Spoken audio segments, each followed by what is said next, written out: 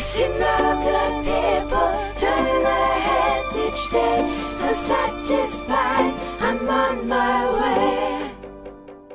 Okay, Roxanne, I have a question about the, let's say, losage of the nature of children who are born and they want to learn things. And what do you think breaks them to get so static in their point of view? Well, children from an early age are not introduced to science or technology or how we relate to one another or nature.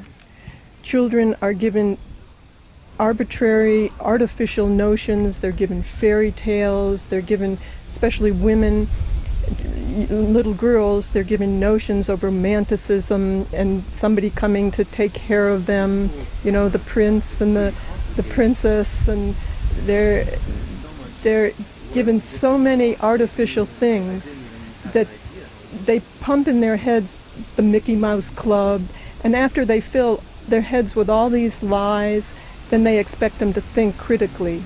They have no way of thinking critically. So it's really detrimental. Kids want to know everything. They want to know how trees grow and how things work, and just like little boys want to know about mechanics and trucks and things, little girls want to know that too. Instead, they're given dolls that are inanimate objects, you know, when little boys get trains. So they have a different start from the very beginning. Their patterns are different from the very beginning, what they're able to explore, which is detrimental to women more so. So men become more inventive, not because they're men and women can't do that. It's just that their range is less when they're very young, what they can explore and what they can do. So it's very hard to take kids after they've already been indoctrinated. They're not, even as they get older, they're not taught how to think critically. Everything is segmented. Science is one discipline and the arts is another discipline, and they're not taught how they interact with one another and how they're similar. So you have all these different disciplines that can't even talk to one another, and it gets very difficult to be able to have an understanding of the world and how it works and where we can go when you make everybody regimented in their own little discipline. That's how you can abuse people, by enabling them to make bombs, because they only know they get a kick out of rocketry or making something more destructive, instead of asking, why are we making the bombs? What is it for? Why can't we solve our differences without violence? That's above and beyond their scope, because they leave that to the politicians, thinking that they know how to do that, and they don't at all. So from the very beginning, you're given nonsense, and it carries through to the rest of education. You're taught to be a cog in the wheel without being able to think. So all you do is get a job. And even after you retire, it's very difficult for people. Most of them just die because they have no other interests. They can't afford to dream. You know that saying, they dare not dream, because they can't do the things they want to do because they don't have the money to do that.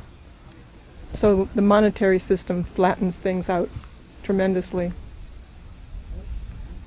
Yeah, for sure. So one of the major problems seems to be that everybody takes his experiences and says that this is right, and he combines it to the things that he was told.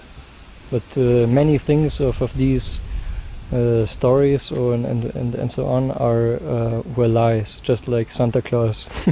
Yeah. Right. And so you have you believe in some kind of magic, but this is some kind of a manipulation. So it primes children, especially little girls, to go into mysticism and metaphysics, instead of understanding the nature of the world, how things work, you know, how we behave the way they do, how we behave the way we do. And they don't want people to be that critical or that wise. You know, in the old days, they didn't want their slaves to learn how to read because they couldn't manipulate them. Same thing today. If they're taught how to think critically and question what's happening, then they can't control them. They can't get people to go fight their wars. And all of the thinking and their behavior is manipulated. They don't know it. They think that they have free will and they have individuality, but from an early age, they were pumped with things that don't enable them to think.